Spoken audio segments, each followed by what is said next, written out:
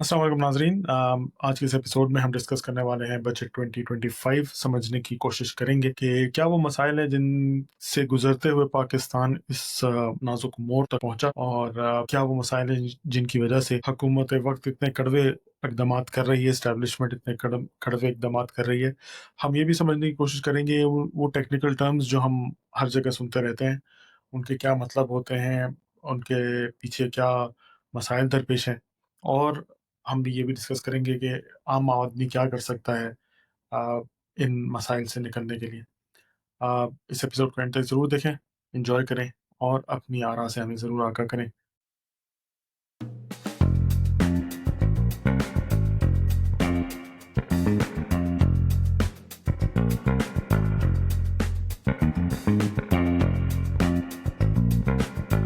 अस्सलाम वालेकुम नाज़रीन, क्या सीन है कि नई एपिसोड के साथ मैं हूं मुसा शरीफ। मुझे ज्वाइन किया है मेरे साथ शुजा आबदीन और सुहेब ने। आज नाज़रीन हमारे साथ बहुत ही स्पेशल गेस्ट मौजूद हैं, डॉक्टर सैयद मुबशिर अली। वेलकम सैयद मुबशिर, कैसे हैं आप? मैं ठीक हूँ मूसा भाई।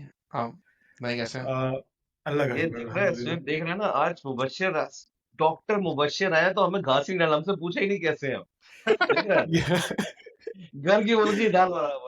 यार हाँ। तुम टाइम पे आना शुरू करो, फिर तुम्हें इज्जत देना शुरू करूंगा मैं। तो सही है। नाजरीन, आज हम डिस्कस करने वाले हैं 3 दिन पहले जो अवाम पे बम गिरा है उसके बारे में। हम बात करेंगे बजट 2025 पे। इसकी देंगे हम आपको थोड़ी समरी। ज्यादा डिटेल चाहिए तो आप दूसरों के चैनल्स देखें, आपको पता है हम ज्यादा डिटेल्स फैक्ट्स फिगर्स में नहीं घुसते, लेकिन हम आपको लेमैन टर्म्स में समझाएंगे कि इस बजट में हमारे ऊपर क्या बम गिरा है। सबसे पहले मैं बताता चलूं कि मेरी नज़र में तो ये बहुत ही मुस्लिम लीग नून की तरफ से ये गिफ्ट है हमारे लिए। मुस्लिम लीग नवाज ये चाहती है कि अवाम जो है वो मेहनत करे, मजदूरी करे, अपनी इनकम को खुद बढ़ाए। जब इंसान खुद मेहनत मजदूरी करेगा और अपनी मदद आप करेगा और अपनी इनकम को बढ़ाने की तरफ मेहनत करेगा ना, तो उसको उसका सिला मिलेगा और पाकिस्तान भी ज्यादा तरक्की करेगा, उनको ज्यादा पैसे मिलेंगे। तो इस छोटे से इंट्रोडक्शन के बाद मैं आपको थोड़ी सी समरी देता हूँ। अ, जो मैंने देखा है वो ऊपर ऊपर से, तो ओवरऑल नंबर्स एंड गोल्स में ये हुआ है कि पाकिस्तान ऊपर की ऊपर से करते गवर्नमेंट हैं ने हम। प्लान। हाँ हाँ हाँ, हम सिर्फ ऊपर ऊपर से पीछे रहेंगे हम, बिल्कुल। तो government plans to spend about 17.6 trillion rupees, which is $62 billion, जो कि पिछले साल के बजट के मुकाबले में 7% कम है। अब कोई सवाल कर सकता है कि भाई दुनिया में तो महंगाई बढ़ रही है, तो हर चीज की जो बाइंग पावर है दुनिया में वो कम होती जा रही है लोगों में, तो ये आप किस तरह 7% कम करेंगे अपनी एक्सपेंडिचर को? तो सवाल बिल्कुल बनता है। इसके अलावा इकोनॉमिक ग्रोथ की जिसकी बात की है, जो जीडीपी का शोर मचता रहता है कि पाकिस्तानी गवर्नमेंट ने टारगेट रखा है 4.2% का, जो अभी 2.5 2.6 है, if I am not wrong. तो वो कैसे अचीव होगा इसका आइडिया नहीं है, लेकिन टारगेट रखा गया है। अल्लाह करे हमें मेहनत करें और वो अचीव हो। इसके अलावा डेफिसिट, जो हमारे ऊपर कर्जा है, उसको जीडीपी की टर्म्स में बात करें तो 5.9% से कम करके 3.9% ऑफ द जीडीपी लाने का प्लान है। इंडिया पाकिस्तान की जंग के बाद ऑफ कोर्स हमारे जवानों और उनके उनको क्या कहते हैं, उनकी अप्रिसिएशन के लिए ये बनता था बिल्कुल। सिंपल सालार। Defence budget, exactly. Defence budget जो है वो 17 to 20% का इंक्रीज मिला है उसमें उसको, around 2.5 trillion rupees, which is $9 billion. बेशक उसमें ओवरऑल स्पेंडिंग कट्स लाए गए हैं, लेकिन डिफेंस बजट का ख्याल रखा गया है कि उसको खातिर ख्वाह इजाफा दिया जाए। और जो दुनिया की इस वक्त जो पॉलिटिकल हालात चल रहे हैं और जो जंग के असर चल रहे हैं, उसमें मेरे मेरे ख्याल से बनता है। एनीवेज, आगे चलते हैं रेवेन्यू और टैक्सेस पे, जो सबसे ज्यादा लोगों को जिसका ख्याल है और जिससे लोग परेशान हैं, वो टैक्सेस हैं। तो टैक्स रेवेन्यू को बढ़ाने की बात की जा रही है। कहा जा रहा है कि 14 to 18% टैक्स जो है वो रेवेन्यू कलेक्शन इंक्रीज किया जाएगा। एग्रीकल्चर पे टैक्स, रियल एस्टेट पे टैक्स, और आईएमएफ को खुश करने के लिए इन टैक्सेस, ये नए टैक्सेस कुछ लगाए जा रहे हैं। इनकम टैक्स में रिलीफ दिया गया है आवाम को। अ, जो महीने के जो मैंने हिसाब लगाया है वो है 67,000 रुपीज से अगर कम आपकी तनख्वाह है, तो आप टैक्स से मुस्तस्ना हैं, आपको टैक्स देने की जरूरत नहीं है। आप हो रह सकता रहे है क्यों हो I am wrong Pakistan if I am, please correct करें। उसके बाद जो 1 मिलियन से ऊपर है उनके ऊपर है कि वो उन पे टैक्स लगा रहेगा, 10 मिलियन से ऊपर शायद उनको, बाकियों पे थोड़ी कमी दी गई है। इसके अलावा पेट्रोल के ऊपर लेवी लगा दी गई है कुछ ज्यादा। चाय चाय के ऊपर यार, एक तो चाय से क्या मसला है, लोगों को चाय पे क्यों टैक्स लगा देते हैं? यार हम वो फिर पता नहीं कितने ख्वाजा बिलियन आसिफ आएंगे, रुपीस में चाय पीते हैं। वो एक दफा सागदार थे, कौन थे हमारे, उन्होंने बोला था ना, उन्होंने बताया था कि ख्वाजा भाई आसिफ चले था, पे उसने कहा था लोगों को 2 चले कप चाय पे कब चला पीते जा हो? रहा है, रुक यार जा वी भाई। आर एक एक देखिए एक ही सेगमेंट को पकड़ के रख। यार we are the largest importer of tea in the world. Absolutely. कसम से जी इंडिया से भी ज्यादा? जी जी, और कराची में तो खैर चाय के बगैर गुजारा ही नहीं ना, मतलब यार भाई चाय के कराची ढाबे एंड पे तो 2 चाय तो घंटे बैठते हैं और 10 कप तो चाय पी लेते हैं। ऐसा ही है, ऐसा ही है। ये बात तो है। सोलर पैनल पे भी टैक्स लगा दिए गए हैं, कि सोलर पैनल जिसको पहले तो अवाम गवर्नमेंट्स ने बहुत पुश किया कि अवाम जो है सोलर पैनल की तरफ जाए, उसमें टैक्सेस हटाए गए और यार ये भी बहुत बड़ी अवाम को बेवकूफी है बहुत हमारी। एग्जैक्टली अवाम को बहुत मोटिवेट किया गया, भाई सोलर पैनल लगाए, अब उस पर टैक्स लगा दिए गए। ऑनलाइन शॉपिंग पे टैक्स लगा दिए, यूट्यूब से आमदनी पे टैक्स सुनने में आ रहा है कि यूट्यूब से इनकम आ रही है, शुक्र है अभी आना शुरू नहीं हुई। हमने तो अभी स्टार्ट भी नहीं किया ना, पहले तो के टैक्स लगा दे। इसे कहते हैं यार वो उनको तबाही। पता है ना कि आप ऑलरेडी टैक्स फ्री सैलरी ले रहे हैं ना मूसा भाई, इस वजह से। यार बस सही है। मूसा भाई सैल इसको लेके पकड़े, उसकी उसकी बारी फाइल निकालते, तू तो निकलता चला जा रहा, रुक जा भाई। यार बस मैं आखिरी 2 पॉइंट्स हैं, इसको कवर कर दूं तो पूरा मतलब एक तरह से बजट कवर हो जाएगा ना कि क्या-क्या है, फिर हम मतलब तुम इस जितनी पे मैंने जिस पे तैयारी की है सारी एक साथ ही निकाल दो। हाँ, जिस पर चाहे तुम बात कर सकते हो उसके बाद। सैलरीज और पेंशन्स, गवर्नमेंट मुलाजमीन बेचारे, हमारे जितने भी गवर्नमेंट मुलाजमीन हैं उनकी तनख्वाहों में उनको 10% इंक्रीज दिया गया है, और एक अलाउंस भी है डिस्पैरिटी अलाउंस के नाम से, ग्रेड 1 टू ग्रेड 16 का, और 15% बूस्ट मजीद मिला है इस पे। पेंशन इंक्रीज की है नहीं, 5 पेंशन 7% की है, 7% हाँ की है, 5 टू 7.5% का 7%। इंक्रीज मेरे फादर उसमें है। क्योंकि एयरफोर्स रिटायर्ड है तो उनकी 7% बढ़ेगी, तो माशाल्लाह 7% ही है। मुबारक हो, मुबारक हो। यार ये सोएब, डेवलपमेंट क्या कह रहे हो? मैंने कहा सोएब भाई कहाँ भाग गए एयरफोर्स नहीं का सुन के। सोएब अच्छा, सोएब भाई का भाई एयरफोर्स में भाई। हाँ फिर सही है। तो अच्छा, डेवलपमेंट के ऊपर 1 ट्रिलियन रुपीस का प्लेज किया गया है, जो मेरे ख्याल से सारा का सारा मरियम नवाज खा जाएंगी, खा नहीं जाएंगी मतलब लगा देंगी यार पंजाब हमारे पे। लाहौर में लगता है भाई। हाँ, तो वो अपने पंजाब में लगा लेंगी। बेनज़ीर इनकम सपोर्ट प्रोग्राम पे 20% का इंक्रीज़ दिया गया है उनको, जो 9 to 10 million low income household को वो करेगा। सब्सिडीज़ हटा दी गई हैं भाई, यूटिलिटी स्टोर्स और रमज़ान रिलीफ वगैरह पे जो सब्सिडीज़ मिलती थी, वो भी हट गई हैं। एक अच्छी चीज़ जो ये है, गरीब लोगों को आसान और सस्ते लोन दिए जाएँगे। शदीद गरीब लोगों को जो 67,000 से कम वाले हैं, ताकि वो अपना घर खरीद सकें। ये बात की गई है। ओवरऑल इसको शुरू करते हैं। अ, सबसे पहले मैं डॉक्टर मुबशिर का शुक्रिया अदा करता हूँ कि आपने हमें ज्वाइन किया। मुबशिर बोल यार, हो गया डॉक्टर मुबशिर यार, काफी है। यार देखो, शुरू में इज्जत दे देंगे, शुरू में ही इज्जत दे देंगे तो आवाम देखेगी यार डॉक्टर साहब आए हैं। तो उनकी बात को और सुनना चाहिए। डॉक्टर साहब कैसे देखते हैं आप इस बजट को ओवरऑल? ये अच्छा आवाम दोस्त बजट है या कैसा अच्छा नजर देखिए, आ रहा है? जब मैं बात अच्छा मैं थोड़ा सा ना इसको थोड़ा सा जरा हॉलिस्टिकली बताऊंगा, और जब मैं उसको हॉलिस्टिकली बताऊंगा तो आई वुड लाइक कि हमारे व्यूअर्स भी और आप लोग भी ना उसको जरा कैलकुलेटर खोल करके ना जरा कैलकुलेट भी कीजिएगा। Just for the sake of explanation मैं बताऊंगा कि 17 ट्रिलियन रुपीस में से तकरीबन 9 ट्रिलियन रुपीस जो है ना, it is for debt servicing. तो इट मीन्स कि जितना हमारे कहीं कर्जे में चले जाएंगे 9 ट्रिलियन, पीछे हमारे पास बचेंगे तकरीबन 8 ट्रिलियन ना के आसपास।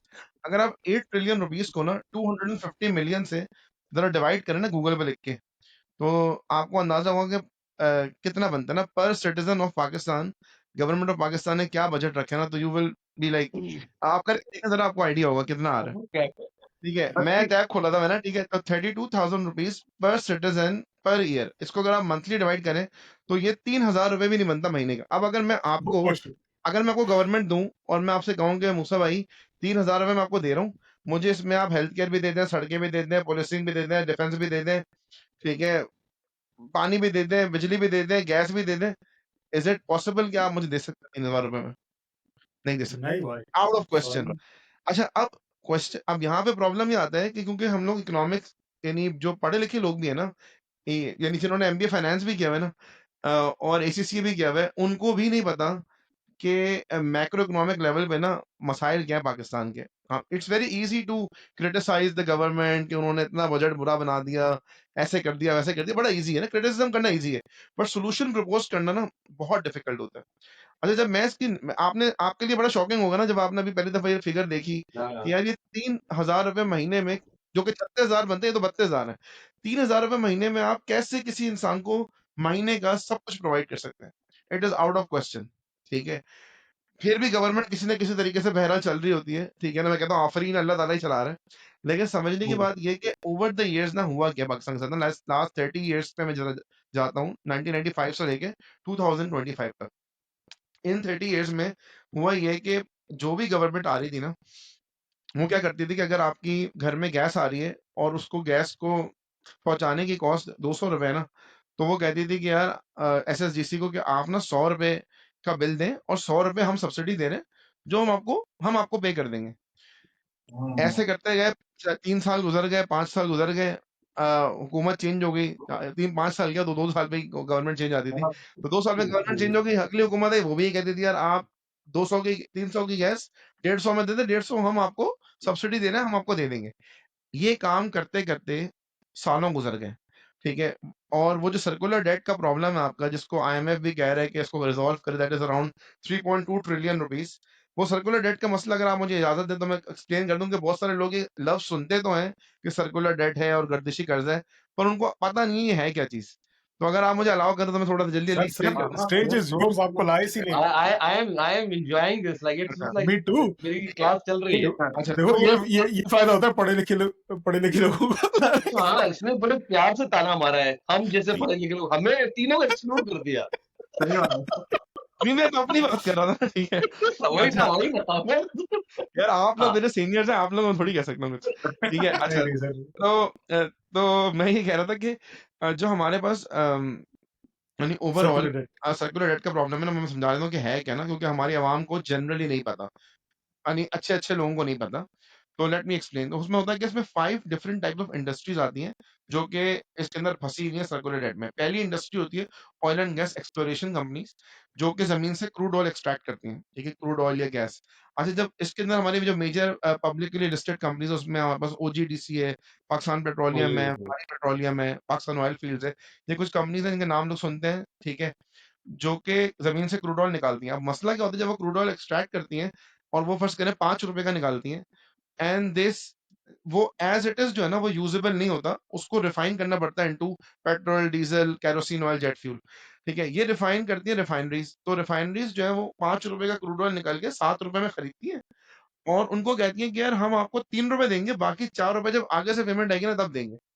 अच्छा, जो एक्सप्लोरेशन कंपनीज़ हैं, उनकी मजबूरी ये होती है कि क्योंकि वो बिलियंस ऑफ रुपीज़ खर्च करके ड्रिलिंग करते हैं and then they get to get the oil, crude oil, तो उनको निकालते रहना होता है, बिकॉज़ अगर वो उसे स्टॉप कर दें पंपिंग, तो फिर वो बंद हो जाता है कुआँ और उसके बाद उसको दोबारा से खर्चा करके बिलियंस रुपीज़ खर्च करके उसको उसको दोबारा से खुदाई करनी पड़ती है। यही वजह थी कि आप लोगों को याद होगा कोविड के दौरान जो फी बैरल जो ऑयल की कीमत थी वो नेगेटिव हो गई थी। मतलब वो कह रहा था कि हमसे ऑयल भी ले लो, पैसे भी ले लो, but we have to keep on pumping because we can not stop pumping the oil. ठीक है ना? थोड़ा बहुत निकालते रहना है। अच्छा, अब वो ₹7 का उन्होंने दिया रिफाइनरीज़ को। रिफाइनरीज़ में आपके पास मेजर रिफाइनरीज़ हैं, Parco, national refinery, Pakistan refinery, Synergy, ये 3-4 आपकी रिफाइनरीज़, अटक रिफाइनरी, जो कि ₹7 का लेती है, ₹3 देती है और कहती है ₹4 बाद में दूँगी। उसने रिफाइन किया और उसने ₹10 में पेट्रोल, डीज़ल बना करके ओएमसीज़ कहते हैं oil and gas marketing companies को, उनको दे दिया। अच्छा, अब वो ₹10 का खरीदती हैं, ₹5 पे करती है और बोलती है बकिया ₹5 आगे से पेमेंट आएगी तब देंगे। अच्छा, ओएमसीज़ में आपके जो पीएसओ, शेल ये हैं, उनका सबसे बड़ा मसला है पीएसओ का, वो तो पीआईए को तेल देता है, वो उसे पैसा मिलता ही नहीं है, ठीक है? वो तो 800 अरब रुपए का रिसीवेबल है, जो कि सिर्फ़ पीआईए से मिलना है, ठीक है? उसके अलावा जो है, जो उनके नेक्स्ट बड़ा कस्टमर है, मैं और आप तो पेट्रोल पंप से पेट्रोल भरवा के कैश देते हैं, ठीक है? लेकिन जो सबसे बड़ा कस्टमर है ओएमसीज़ का, वो है आईपीपीज़, जिनका आपने बड़ा बीच में ज़िक्र सुना होगा कि यार ये आईपीपीज़ कॉन्ट्रैक्ट का क्या मसला है? तो लेट मी एक्सप्लेन कि उन्होंने जी ₹10 का पेट्रोल लिया, ₹15 का आईपीपीज़ को दे दिया। जिन्होंने बिजली बनानी है, ठीक है, उसमें आपके पास बड़ी-बड़ी कंपनी है, Hubco, Kapco, Nishat power, Pakgen power, Nishat Chunian power, ये सारी पावर कंपनीज़ हैं, ठीक है, जो कि बिजली बनाती हैं। अच्छा, अब उन्होंने ₹15 का ऑयल लिया, बिजली बनाई, बिजली बना के उन्होंने ₹20 की बिजली बेची और ₹15 में से उन्होंने सिर्फ ₹7 दिए, ओएमसीज़ को बोला ₹8 आगे से पेमेंट आएगी तब देंगे। उन्होंने बोला जी। ठीक है, अच्छा जी। फिर उन्होंने जो है वो 15 की बिजली बना के 20 में जो है ना बेची डिस्कोज़ को। डिस्कोज़ होते हैं पावर डिस्ट्रीब्यूशन कंपनी से, के हुँ, इलेक्ट्रिक, लेस्को, एस्को, बेस्को, ठीक है। उन्होंने जी ₹20 की बिजली ली, ₹25 में जो है वो ₹20 की बिजली लेके ₹10 दिए और बोला बाकी का ₹10 आगे से पेमेंट आएगी तब देंगे। और वाह! जो डिस्कोज़ है उन्होंने बिजली दी आपके कैंटोनमेंट बोर्ड को, हाई कोर्ट को, उनसे तो पेमेंट मिलती नहीं है। बाकी लियारी-वियारी में तो कुंडे लग जाते हैं कोरंगी में, लांडी में, ठीक है? तो वहाँ पे कुंडे लग के और लाइन लॉसेस होके तो वो डिस्कोज़ को क्योंकि रिकवरी पूरी नहीं होती, तो वो आईपीपीज़ को पैसे नहीं देते, आईपीपीज़ को पैसे पूरे नहीं मिलते तो वो रिफाइनरीज़ को, ओएमसीज़ को नहीं देते, ओएमसीज़ को पूरे नहीं मिलते वो रिफाइनरीज़ को नहीं देते और रिफाइनरीज़ को पूरे नहीं मिलते तो वो एक्सप्लोरेशन एंड प्रोडक्शन को नहीं देते। ये पूरी जो साइकिल है ना, इसका जो हजम है वो 3.4 ट्रिलियन रुपीज़ है। इसमें सोने पे सुहागा जो गवर्नमेंट सब्सिडी देती थी वो भी नहीं मिले पैसे इन लोगों को ना। तो मिला-जुला के कोई 3.4 सर ट्रिलियन मुझे रुपीज़। अब समझ आ गया अच्छे से ठीक है, ठीक है। अब यार व्हाट इज प्रॉब्लम द ये है साइकिल एंड अपने सर्कल ओवर ऑफिस के हियर। बाहर इनको चाहिए, अपने ऑफिस के बाहर ये लिखना चाहिए जैसे हमारी आम शॉप्स पे लिखा होता है कि उधार लेके शर्मिंदा ना करें। एंड तुम अब बजाय प्रॉब्लम ये है ना, ये तो वही वाली बात है, मैं कारोबार कर रहा हूँ, उससे पैसे मिलेंगे तो तेरे को, तो वो करते करते करते कहाँ तक चले गए। This is the actual story of Pakistan, ठीक है ना? जो इस वक़्त पाकिस्तान का मसला है ना वो ये है। अच्छा अब हुआ क्या कि बचपन में ना आपको याद होगा जब हम छोटे थे ना तो गैस का बिल ना सर्दियों में भी दो पूरे सर्दी हम लोग गीज़र चला के रखते थे और हाँ महीने के एंड पे 250 का बिल आता था, ठीक है? हाँ और 24 आवर्स गीज़र चलता था। हमने वो वेस्ट क अच्छा और वो गैस की कॉस्ट भी 250 नहीं थी।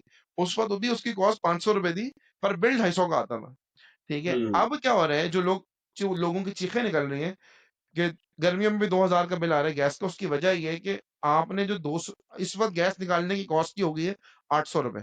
तो क्योंकि गैस निकालने वाली कंपनी ने प्रॉफिट भी कमाना है, तो वो 800 की गैस बिकती है 1000 में। प्लस जो आपने 30 साल तक सब्सिडी वाले पैसे थे जो गवर्नमेंट ने पे नहीं किए, वो भी अब और हमने बचपन में या हमारे अम्मा-अब्बा ने जवानी में इस्तेमाल की, उस गैस के पैसे भी अब हम वो लग के आ रहे हैं। तो इसीलिए आपका वो 800 का बिल जो है ना, वो आज 2000 का आ रहा है, ठीक है? और बिजली के साथ भी सेम केस है, गैस के साथ भी सेम केस है। वो किसी भी खाते में लगा के कि जी पेट्रोलियम डेवलपमेंट लेवी है, तो अभी तो उन्होंने कह दिया कि बिजली के बिल में ये जो उन्होंने 1.25 ट्रिलियन का बैंकों से भी लोन लिया है, जो 5 साल में उतारना है सर्कुलर डेट के लिए, वो भी अब आपके बिलों में अलग से लग के आएगा। डेट डेट उतारने का बिल में लग के आएगा अलग से।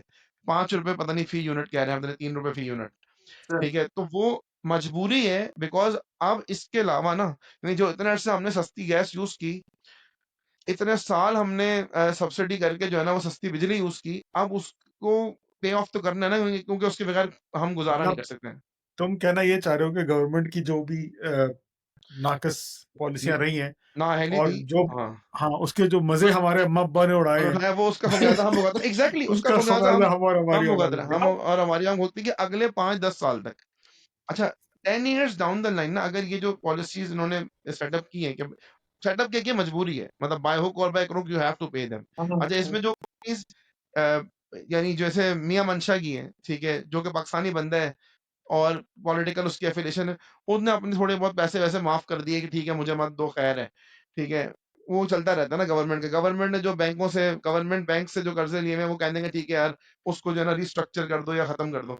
लेकिन जो कंपनीज़ आईपीपीज़ चाइनीज़ ने लगाई हैं, जो आईपीपीज़ फॉरेन इन्वेस्टर्स ने लगाई हैं, हुँ, उनको तो बहरहाल पैसे देने ही देने हैं, चाहे आँधी है या तूफ़ान है, ठीक है ना? सही बात। उनको आप कुछ नहीं कर सकते। तो उसके लिए ना अभी अगले 5-8 साल पिछले 2-3 साल से हम कड़वे घोंट पी रहे हैं और मेरे ख़्याल में अगले 5 टू 8 इयर्स में ना ये मैटर्स रिज़ॉल्व हो जाएँगे और 10 इयर्स डाउन द लाइन ना बहुत बेहतर हालात होंगे। मतलब जो ये अभी हमें एक एक लग रहा है ना एक जो हाथ-पाँव तंग हो रहे हैं लोगों का व्हिच व्हिच इज़ ट्रू इसमें कोई शक नहीं है कि लोगों के हाथ तंग हो रहे हैं।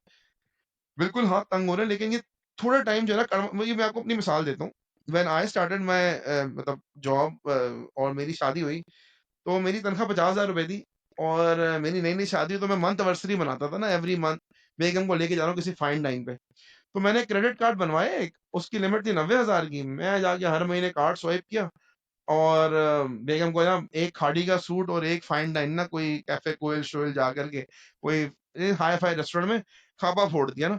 अच्छा औकात नहीं थी, ठीक है ना, तनख्वाह थी 50,000, खर्चा था 60,000 का, ठीक है, 55,000 का, तो 55,000 का खर्चा किया, मिनिमम पेमेंट की, चलता रहा चलता रहा चलता रहा, साल भर गुजर गया और 90,000 रुपीज की लिमिट रीच हो गई।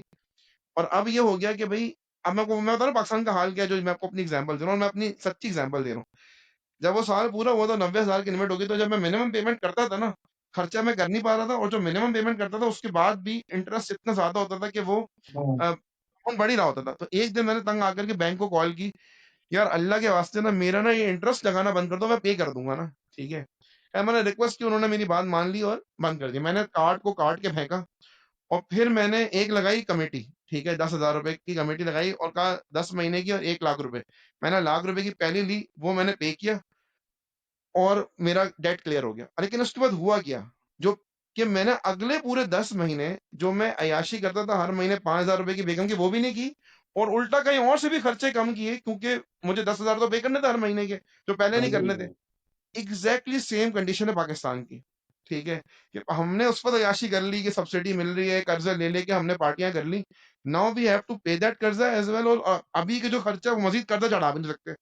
तो हाथ तो तंग होगा, पूरी कौम का तंग होगा, और वो हो रहा है, ठीक है। लेकिन उसकी साइंस मैंने आप लोगों को एक्सप्लेन कर दिया जितने मिनिमम वर्ड में कर सकता था। यार मेरे दो वो सवाल बेहतरीन बेहतरीन है। बहुत वैसे इससे तो पहले सुहेब तुम सवाल करो।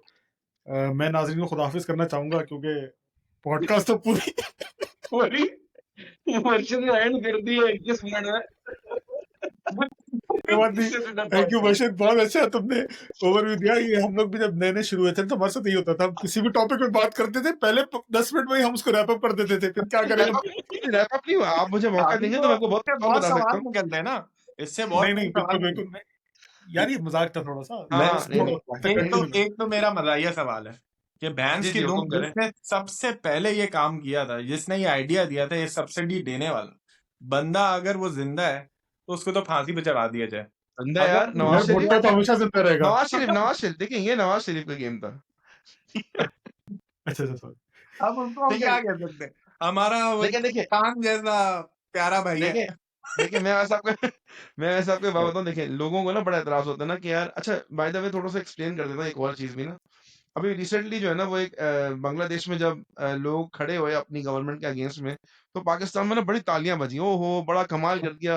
असली कौम तो जो है ना वो बंगाली कौम है, ठीक है। बिल्कुल मैं थोड़ा सा इसको क्लैरिफाई कर देता हूँ कि किसी भी मुल्क में ना, किसी भी मुल्क में, पूरी दुनिया में जो गवर्नमेंट के निज़ाम है ना, वो 3 तरह के होते हैं। एक होता है ऑटोक्रेटिक, ये मैं थोड़ी पॉलिटिकल साइंस की बात करूँ लेकिन यूज़र को समझ में आएगा आपके। ऑटोक्रेटिक, डेमोक्रेटिक और एब्सोल्यूट मोनार्की। जो हमारा मिडिल ईस्ट आपको पता है, उधर बादशाहत है तो एब्सोल्यूट मोनार्की है, तो वहाँ बादशाह है, बादशाह जो है चला रहे हैं, ठीक है ना, और उसमें जैसा वहाँ चलाएगा वो जैसे चलाएगा। अच्छा उस सिचुएशन में भी आप देखें कि जिन मुल्कों में बादशाह की बादशाहत को कायम रहने दिया, दे आर फ्लरिशिंग, ठीक है। जिन कंट्रीज में बादशाह के खिलाफ कोई भी खड़ा होता है, वहां पे, और ये काम जो है वो जॉर्डन में हुआ, ये काम सीरिया में हुआ, ये काम इजिप्ट में हुआ, एंड अब उनके हाल देख लें, they are not very well off, ठीक है। लिबिया में हुआ even though they have the money but they are not well off, ठीक है। यार, क्योंकि वहां लिबिया पे से बड़ी एग्जांपल कोई नहीं है। लीबिया के पास तेल ही तेल है, लेकिन यमन के पास, लेकिन हालात, यमन तो इसने फिर गरीब है, लेकिन लीबिया तो बहुत अमीर था और वो बिल्कुल ही हालत उसकी पतली हो गई, ठीक है, क्योंकि वहां बादशाह के खिलाफ खड़े हो गए। अच्छा उसके बाद अब आप आ जाए ऑटोक्रेटिक सिस्टम ना, जो इस वक्त पाकिस्तान में चल रहा है, या आपके रशिया में चल रहा है, या चाइना में चल रहा है, या इवन बांग्लादेश में भी था, जो ऑटोक्रेटिक सिस्टम ही होता है जिसमें बाज़ाहिर आपको लगता है कि आप सेलेक्ट कर रहे हैं या इलेक्ट कर रहे हैं किसी लीडर को, लेकिन वो प्री इलेक्टेड होता है, ठीक है, बाय द एस्टेब्लिशमेंट। और यही निज़ाम अमेरिका में भी चलता है बाय द वे, ठीक है। अमेरिका में भी जो एस्टेब्लिशमेंट है, दे डिसाइड कि किसको लाना है, दे डिसाइड किसको निकालना है। पाकिस्तान में भी ऐसे निज़ाम है और बांग्लादेश में भी अप टिल नाउ यही निज़ाम चल रहा था, और रशिया में भी यही निज़ाम है, चाइना में भी निज़ाम है। उसकी एप्लीकेशन डिफरेंटली है लेकिन निज़ाम सेम है, ऑटोक्रेटिक है। इसके अंदर भी आवाम के पास बाज़ाहिर कोई इख्तियार नहीं है, हम सेम लाइक एब्सोल्यूट मोनार्की के, वो अपना गवर्नेंस किसने करनी है कुछ डिसाइड कर सके।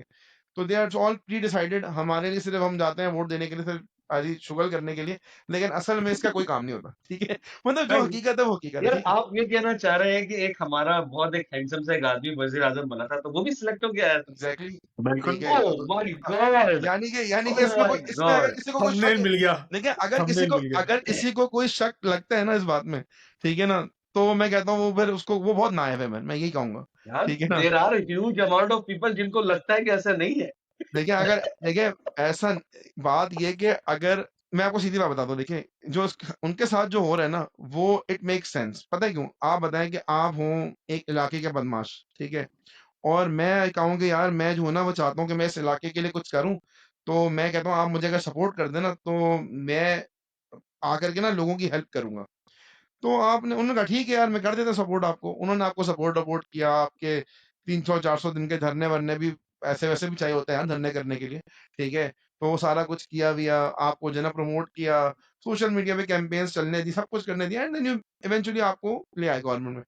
अब आप गवर्नमेंट में आ गए, उसी के बाद आपने जो है ना वो जब एक्सटेंशन का टाइम आया तो आपके इंटरव्यूज़ ऑन ऑन वो ठीक है ना रिकॉर्ड के जो है ना वो आप कह रहे हैं वो इससे अच्छा बंदा कोई नहीं है, ठीक है? इसको तो एक्सटेंशन मिलनी चाहिए, ठीक है? और उसके बाद जब शुक्रिया राहिल शरीफ। ठीक है, उसके बाद नहीं, शुक्रिया बाजवा, ठीक है? आप बाजवा की आप देखें, वो बाजवा की उसमें बीबीसी पे इंटरव्यू दिया हुआ है कि वो जस्टिफाई कर रहा है कि he should be given extension and then जब आपका कोई ओपिनियन जो है ना, जब उनको लगा कि उनको आपकी ज़रूरत खत्म हो गई है बदमाश को और उन्होंने आपको साइडलाइन करने की कोशिश की, तो आपने ये प्रूफ करने की कोशिश की कि मैं आपसे ज़्यादा बड़ा बदमाश हूँ। तो ऑब्वियस सी बात है जब आप किसी बदमाश को पब्लिकली खड़े होके 2 महीने तक गालियाँ देते रहेंगे, तो फिर वो घर में औरतों को भी उठाएगा, वो जो कर सकता होगा वो करेगा। ठीक है ना? टू प्रूफ कि मैं बदमाश हूँ। ठीक है ना? यानी आप बदमाश को छेड़े नहीं ना, ठीक है? आप सुकून से बैठे बिल्कुल, हो, बिल्कुल। ठीक है? तो बिल्कुल, हम समझ गए। वापस आओ पॉलिटिक्स से भाई वापस आओ। हाँ, भाई तो मैं इवेंचुअली मैं बहुत करीब रहता हूँ खुदा की औ बदमाशों के। इट वोंट देखिए जो हम बात कर रहे हैं ना, देखिए सुजा भाई जो हम बात कर रहे हैं ना, it is a reality if I accept ना कि our country is in safe hands and it is run the way it is being run for like centuries मतलब फॉर डेकेड्स, यार ठीक है ना? इसको ना एक्सप्लेन करने का बहुत अच्छा तरीका। सॉरी हुँ, वैष्णव, आपको कट ऑफ कर जी, रहा जी। हूँ। यार आप ये सोचो, अल्ताफ भाई ने 9-0 पे एक सेक्टर इंचार्ज रखा और सेक्टर इंचार्ज अचानक से बोलने लगा अल्ताफ भाई कौन? हुँ, तो अल्ताफ भाई ने फिर बताना है कि अल्ताफ भाई कौन। बस एग्ज़ैक्टली, सीधी सी बात है। अब जिसको जो एग्ज़ैक्टली, समझना है आप समझ ले, इससे ट्रू। जो है ना मुटाई नहीं जाएंगे। ट्रू, ठीक है? तो बिल्कुल ऐसी बात है। तो पाकिस्तान में ना अगर आप तो तीसरा होता है डेमोक्रेटिक जो आपके यूरोप में या स्पेसिफिकली यूनाइटेड किंगडम में जो निज़ाम है, कि वो डेमोक्रेटिक सिस्टम है जहाँ पर लोग इलेक्ट करते हैं बाकायदा हाउस ऑफ पार्लियामेंटेरियन फिर वो आकर के एक प्राइम मिनिस्टर चूज़ करते हैं। वो एक जेन्युइन डेमोक्रेटिक निज़ाम है बट उस निज़ाम को आने के लिए ना 300-400 साल की हिस्ट्री चाहिए होती है। फिर जाकर के ना कौम इतनी इतनी काबिल होती है। अभी आप मुझे बताना पाकिस्तान का जो 75% पॉपुलेशन है जो कि बिल्कुल ही जाहिल है, जिसने मैट्रिक तक भी नहीं पढ़ा हुआ, उसको आप कह दें कि यार तुम डिसाइड करो कि तुम्हारे मुल्क को किसने चलाना है, वो कैसे चलाएगा? जो 5,000 रुपए की खातिर जो है ना वो बसों में भर के आके धरने में भी आ जाते हैं और वोट भी डालने आ जाते हैं, ये ठीक वही है? ना, देयर इज़ मैं ये बात हमेशा हुँ, करता हूँ कि देयर इज़ अ रीज़न कि हुँ, पिछले ये निज़ाम चल रहा है इस तरह से। 45 साल से पीपल्स पार्टी सिंध में जीती जा रही है और सिंध का हाल जाके आप देख लें क्या है। हुँ, फिर भी पीपल्स पार्टी हमेशा जीतती है, हमेशा वोट मिलते हैं उसको। देयर इज़ अ रीज़न और वो वही है जो तुम कह रहे हो तो कि वो जब आप हमें इस चीज़ को पढ़ अंडरस्टैंड जाओ, तो गाढ़ा अगर मैं बोलेंगे जो तो बात की ना ये हम जो पॉडकास्ट स्टार्ट करने से पहले बात कर रहे थे कि अगर हम इसको एक्सेप्ट कर लें ना रियलिटी को एंड देन उसमें फिर we try to find out the positives तो we will find out the positive और मैं कहता हूँ अगर मैं अपने बचपन में जाऊँ या आप लोग अपने बचपन में जाएं तो मैं तो अपने बचपन में जाके गारंटी ये बात कह सकता हूँ कि आज से 25 साल पहले जो मेरा लाइफस्टाइल था या मेरे खानदान में किसी का भी लाइफस्टाइल था आज हम उससे बहुत बेहतर जिंदगी जी रहे हैं सब के सब लोग ठीक है औ अब नाशुक्री करना चाहे बंदा तो फिर बंदा नाशुक्री अमेरिका जाके भी कर रहा है, लोग कहीं पे भी जाके रोना-गाना कर रहे हैं। लेकिन अगर बंदा शुक्र अदा करे तो हम सबके लाइफ़स्टाइल मुझे याद है बचपन में हमारे घर में ना वो एक एसी होता था किसी कमरे में और सारे लोग वहाँ मिल के उधर सोते थे। आज अगर 5 कमरे हैं ना तो 6 एसी लगे हुए हैं। मतलब यस। ठीक है ना? इट्स अ फैक्ट फैक्ट, ठीक है फैक्ट ना? तो गाड़ियाँ एक-एक घर में पहले एक एक खानदान में एक गाड़ी होती थी, सारे लोग मिलके उसी गाड़ी में घूमते थे। आज हर घर में 3-3 गाड़ी हैं, ठीक है ना? यस। तो लाइफ़स्टाइल लोगों का एनहांस हुआ है, आपका इंफ्रास्ट्रक्चर इम्प्रूव हुआ है, चीज़ें बेटरमेंट की तरफ ही गई हैं बट वो कहते हैं ना अगर हम उसको सर पे सवार कर लेना कि नेगेटिव सोचते रहें, बोलते रहें, नेगेटिव सोचते रहें, तो हमें लगेगा कि हर चीज़ नेगेटिव हो रही है, जबकि इतनी पर नेगेटिव हो नहीं मुश्किल होती जितना हमें लग रहा होता है। सही। इसमें देखिए ना एक इम्पोर्टेंट सवाल है। ये तो आप बात करें प्रिविलेज लोगों की, लेकिन there are still a huge like मतलब जब मैं ह्यूज तबका कह रहा हूँ, it's like I am talking about 70% of the population जो शायद आज भी उसी लाइफस्टाइल में जी रहे हैं जो शायद ये प्रिविलेज लोग आज से 30 साल पहले गुजार रहे हैं। But as you are saying inevitable है कि वो भी फिर उसी ब्रैकेट से निकल के इस वाले ब्रैकेट में आएंगे कुछ अरसे बाद, या नहीं? मतलब पॉइंट वही आता है सुधा कि भाई क्या देखें, ये लोग फाइटर थे जो जो भी निकल के आ गए? देखिए, अगर आप वो नहीं है ना, यानी एक वेलफेयर स्टेट में नहीं रहते ना, ये एक अमीर मुल्क में नहीं रहते, even in in a country like US, ठीक है, वहां पर भी गरीब बंदे को अगर गुर्बत से निकलना है ना, तो he has to struggle by himself. उसको स्टेट आकर के स्पून में रख के नहीं देती कि यार ये लो पैसे और तुम जाओ जी लो जिंदगी। ऐसा किसी मुल्क में नहीं है दुनिया के, ठीक है ना। वो भी कहते हैं कि अगर आप सारी जिंदगी 401 के अकाउंट में कंट्रीब्यूट करते हैं तो बुढ़ापे में आपको कुछ सपोर्ट करते हैं, वरना उनके यहाँ भी लोग 70-75 साल की उम्र में भी नौकरी कर रहे होते हैं, ठीक है, और कोई रिटायरमेंट एज नहीं। यूएस जैसे मुल्क में जो दुनिया का so called economic super power है, तो बात ये है कि किसी भी मुल्क में जहां पर कैपिटलिज्म है, अच्छा एक कैपिटलिज्म और कम्युनिज्म के बारे में भी लोगों को पता ही होता है, फिर भी मैं इसको जल्दी से कर देता हूँ कि कैपिटलिज्म में वेल्थ जो है वो सर्टेन लोगों के पास एक्यूमुलेट हुई हुई होती है, अमीर के ठीक पास है, और जो कम्युनिज्म होता है उसमें वेल्थ इक्वली डिस्ट्रीब्यूट हुई हुई होती है। अब कुछ ममालिक ऐसे लेकिन होते हैं, गवर्नमेंट के पास फिर भी होती है, हाँ, किनके पास? गवर्नमेंट के पास फिर भी होती है। नहीं, मैं आपको ये बता रहा हूँ, there are certain countries where government is rich and people are poor, and there are certain countries where people are rich and government is poor. Pakistan is one of those countries जहां पर लोगों के पास पैसा बहुत है, हुकूमत के पास नहीं है, ठीक है, ये फैक्ट है, ये फैक्ट है, ठीक है। और इसी तरह चाइना के जैसे मुल्क में लोगों के पास पैसा नहीं है, लेकिन गवर्नमेंट के पास बहुत पैसा है, ठीक है। तो हर तरह के मुल्क की अलग अलग डायनामिक्स होती है।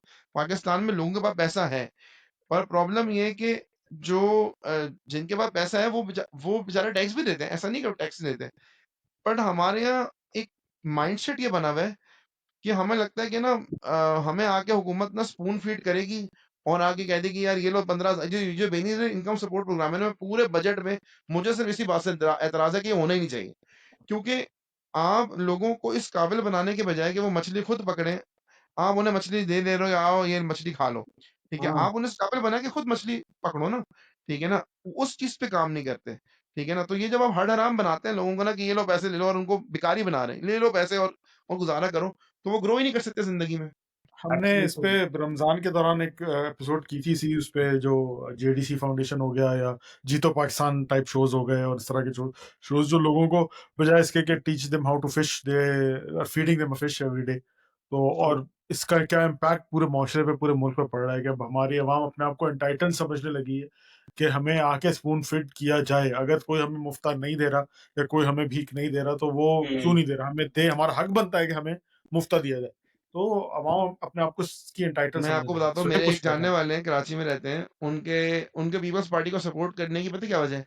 He was proudly telling me कि यार मेरे जो है ना, वो हमें पीपल्स पार्टी जो है ना, आपका बस टैंकर कितने का डलता है? मैंने कहा 6,000-7,000 का। कहता है हमारे इलाके में शीरी जिना कॉलोनी में पीपल्स पार्टी हमें 500 रुपए का टैंकर देती है। This is the criteria to give the vote, ठीक है, हाँ, ये आप इससे हर अंदाजा जगह लगाएं। पे ये करता है। अच्छा, यहाँ पे आता है मेरा दूसरा सवाल, जो मेरा दूसरा जी सवाल जी करना था। तुमने बताया कि एक लॉन्ग टर्म प्लान है, मतलब इस कर्जे को, सर्कुलर डेट को खत्म करने के लिए कम से कम हमें नेक्स्ट 10 years चाहिए। क्या हमारे पास कोई ऐसा सोल्यूशन है, शॉर्ट टर्म सोल्यूशन, जिसमें हम जो है ये सर्कुलर डेट को किसी ऐसे लेवल पे ले आए कि बजाय इसके कि 10 साल हमारे लगे, उसको हम कम कर सकें? ये कोशिश पूरी कर रहे हैं। देखिए आप इसको अगर आप गौर कर रहे हैं ना कि गवर्नमेंट ने पिछले 2 सालों में जितने टफ मेजर्स लिए ना, आप अगर इसको नोटिस करें ना, तो हिस्ट्री में कभी इतने टफ मेजर्स नहीं लिए गए। बिल्कुल सही जितनी ज्यादा बिजली की प्राइस बढ़ाई गई, जितनी ज्यादा गैस की प्राइस बढ़ाई गई, मतलब ये कभी अनप्रेसिडेंटेड है। मतलब ये कभी तारीख में कभी एक साथ इतने पैसे नहीं बढ़े, ठीक है, कि 200 की चीज जो है ना वो 2,000 की हो जाए, और ये ऐसा ही हुआ। मतलब मुझे अच्छी तरह याद है 3 साल पहले घर में गैस का बिल 200-250 रुपए आता था। आज एवरेज बिल 1,000, 1,500, 2,000 से कम का नहीं है बिल, ठीक है। गर्मियों में और सर्दियों में तो 14-14 हज़ार रुपए का बिल आया, जिसने 2-3 घंटे भी अगर गीजर चलाया पहले तो हम अंडे बात डबूटी जो है 100 रुपए के अंदर ले लेते थे, अब तो 1000 में आते हैं। ज हाँ, देखिए वो चले, वो वाली इन्फ्लेशन जो है ना, वो एक उसकी रीज़न अलग है, ठीक है? वो भी मैं एक्सप्लेन कर दूँगा कि वो क्यों इन्फ्लेशन हुई। लेकिन जो लोग असल में परेशान हुए हैं ना, वो परेशान हुए हैं उस इन्फ्लेशन की वजह से नहीं, जिसकी आप बात कर रहे हैं। वो इन्फ्लेशन है कि मेरे जो फिक्स्ड जो एक्सपेंसेस थे ना, ठीक है? जैसे कि बिजली का बिल और गैस, वो मेरे लिए, पेट्रोल, वो मेरे लिए जो है ना वो बहुत हैवी पड़ गया ना हर किसी के लिए। यस अच्छा जी, ये जो इन्फ्लेशन है ना थोड़ा-सा अगर आप लोग मुझे इजाज़त दें, मैं इन्फ्लेशन भी आवाम को बता दूँगा, बहुत से लोगों को यही नहीं पता होता कि कहते हैं यार इन्फ्लेशन 38% पे थी तो अब जो है ना वो 4% पे आ गई है, महँगाई तो अभी भी है, तो रेट तो कम नहीं हो रहा। तो ये क्या मतलब हुआ ना कि 4% पे इन्फ्लेशन और 38% पे इन्फ्लेशन। तो अगर आप इजाज़त दें तो मैं इसको भी एक्सप्लेन कर दूँ मुसा भाई? अरे इजाजत यस इजाजत है सर, इजाजत, इजाज़त है? एजुकेट अस। अच्छा मैं थोड़ा-सा बता दूँ कि ये इन्फ्लेशन और ये जीडीपी ग्रोथ की आपस में आपने जीडीपी ग्रोथ की भी बात की थी। कि उसको 4.2% की ये लोग टारगेट कह रहे हैं और इस साल 2.7% थी। तो ये जीडीपी ग्रोथ क्या होती है और इसका क्या डायरेक्टली इम्पैक्ट होता है with the interest rate and the inflation. तो मैं ये तीनों चीज़ें ज़रा जल्दी-जल्दी बता देता हूँ, मेरे पास टाइम तो है 5-10 मिनट में बता देता हूँ, 5 मिनट में। अच्छा होता क्या है कि जब हमें आसानी के लिए बता रहा हूँ लोगों के कि जब हमें इकोनॉमिक ग्रोथ चाहिए होती है और मैंने इसे economic growth I want people to spend more, ठीक है ना? तो हम क्या करते हैं, हम इंटरेस्ट रेट को नीचे कर देते हैं, ठीक है? जैसे कि 2020 में कोविड के बाद से लेके 2021 तक जो है उस गवर्नमेंट ने क्या किया कि उन्होंने इंटरेस्ट रेट कर दिया 7% पे, ठीक है? 7% पे इंटरेस्ट रेट से क्या हुआ कि अगर मेरे जेब में ₹100 थे और ये मेरे हाथ में फ़ोन है और ये फ़ोन मेरे पास बनाने वाली कंपनी थी जिसके पास ये 3 फ़ोन बनाती थी और हम थे 4 लोग, ठीक है? या तो हुआ ये कि 3 फ़ोन बनाते थे, हम 4 लोग थे, आप तीनों के पास ₹100 थे और मेरे पास ₹50 थे और फ़ोन भी ₹100 का था। तो आप तीनों जब भी खरीदने आते थे फ़ोन, ₹100 में आपको फ़ोन मिल जाता था। फिर क्या हुआ कि कंपनी फ़ोन 3 ही बना रही थी, लेकिन इंटरेस्ट रेट जब 7% पर आया ना, तो मेरे पास ₹50 थे, मैंने भी ₹50 जाके बैंक से लोन ले लिया। मेरे 3-4 और रिश्तेदार थे, उन्होंने भी जाके ₹100 बैंक से उधार ले लिया। अब 10 लोगों के पास 100 पहले सिर्फ 3 लोगों के पास ₹100 थे और फ़ोन भी 3 थे। बाद में ये हुआ कि फ़ोन 3 थे और 10 लोगों के पास ₹100 आ गए। अब जब 10 के 10 लोग दुकानदार के पास पहुँचे ना, यार मुझे फ़ोन दे दो। वो दुकानदार क्या बोलता है भाई कि हम कहते हैं इसको too much money chasing too few goods, ठीक है? When the interest rate is down, ठीक है ना? तो लोग अपनी इस्तात से ज़्यादा खर्चा करते हैं जब इंटरेस्ट रेट नीचे होता है। उससे जब इकोनॉमिक एक्टिविटी ग्रो होती है तो क्या होता है कि चीज़ें महँगी होने से पहले क्या होता है कि कंपनी कहती है यार अगर इतनी डिमांड होगी ना, let's set up a plant and increase the production. तो वो कहेगी यार मैं 3 फ़ोन के बजाय ना 30 फ़ोन बनाने लग जाऊँ क्योंकि डिमांड बढ़ गई है। इससे आपकी जीडीपी जो है वो ग्रोथ होती है, ठीक है? लेकिन इसको ग्रो करने का ना एक इसमें बैलेंस आउट रखना होता है क्योंकि अगर यही हो कि 1000 बंदों के पास जो है वो 100-100 रुपए का एक्सेस हो जाए और फ़ोन जो है ना वो 100 बन रहे हो, तो तो ज़ाहिर-सी बात है चीज़ें महँगी होंगी, फिर अगर डिमांड बढ़ जाएगी, सप्लाई कम है, तो रेट बढ़ेगा, तो ब्लैक में चीज़ें बिकती हैं, फिर रेट ऑटोमैटिकली इन्फ्लेट होना शुरू हो जाता है, ठीक है? तो आम तौर पे जब 6.5% का जीडीपी ग्रोथ आया था 2021 में, that was the major reason कि उसके बाद आपके मुल्क में जो इन्फ्लेशन 38% पे गई ना, उसकी वजह ये थी कि लोगों के पास पैसा बहुत आ गया था। हर बंदा बैंक फाइनेंस करा के गाड़ी ले रहा था, ठीक है? हर बंदा बैंक फाइनेंस करा के हर चीज़ खरीद रहा था। मेरा पाकिस्तान हाउसिंग स्कीम में लोगों ने घर बनाए, ठीक है? लोगों को बड़ा मज़ा आया, लेकिन उसका खुमियाज़ा ये हुआ कि क्योंकि उन लोगों के पास पैसे नहीं थे, उन्होंने गवर्नमेंट ने नोट प्रिंट किए, नोट प्रिंट करते चले गए, आवाम को बाँटते चले गए, ठीक है ना? लोन दे-दे के। और इवेंचुअली वो इतने ज़्यादा पैसे लोगों के पास आ गए कि चीज़ें हर चीज़ महँगी हो गई। फिर गवर्नमेंट ने क्या किया कि अब उसको कंट्रोल करने के लिए उन्होंने जो है वो इन्फ्लेशन को कंट्रोल करना था, तो उन्होंने 2 काम करने थे। एक ये इंश्योर करना था कि जिसके पास पैसे नहीं है, वो तो खर्चा कर ही ना सके। यानी उसके लिए उधार इतना महँगा कर दो कि वो उधार लेते हुए 100 दफ़ा सोचे। तो उन्होंने इंटरेस्ट रेट कर दिया 22% पे। उन्होंने इकोनॉमी को स्लो डाउन करना था। दूसरा उन्होंने काम ये किया कि जिनके पास पैसे हैं भी, वो भी खर्चा कम करें ये सोच के कि यार एक काम करो पैसे बैंक में रख दो, ताकि यार 22% का प्रॉफिट मिलता रहेगा। अभी खर्च नहीं करते, बाद में खर्चा करेंगे। तो क्या हुआ कि जिसके पास पैसे थे उसने भी खर्चा कम कर दिया, जिसके पास नहीं थे वो तो खर्चा करने के बारे में सोच ही नहीं रहा था। इवेंचुअली क्या हुआ कि जब इकोनॉमी में स्लो डाउन आया, तो आपने देखा कि जब जितने भी दुकानदार पिछले 2 साल में रोना-धोना कर रहे थे, यार काम ही नहीं है, कारोबार ही नहीं है, धंधा ही नहीं चल रहा। उसकी वजह यही थी। It was being done on purpose, ठीक है ना? ताकि स्पेंडिंग जब कम होगी, ठीक है? इसको हम इकोनॉमिक साइकिल कहते हैं जो कि तकरीबन 7 इयर्स की होती है, जो इकोनॉमिक्स में पढ़ाई जाती है, ठीक है? तो इसके अंदर पहले हम ग्रोथ करते हैं, इंटरेस्ट रेट कम करके ग्रोथ करते हैं, फिर हम उसको स्टेबल करते हैं एंड देन उसको नीचे लेके आते हैं, ताकि ये पूरी एक साइकिल होती है। तो फिर उन्होंने ये किया कि इंटरेस्ट रेट को उन्होंने 22% पे करके जो है वो इकोनॉमी में स्लो डाउन लाए, ठीक है? ताकि इन्फ्लेशन नीचे आए। जब डिमांड कम हो गई तो ऑटोमैटिकली चीज़ें सस्ती हो गई। आपको याद होगा 2 साल पहले टमाटर 250-250 300-300 रुपए किलो था, आज 100 का 2.5 किलो मिल रहा है।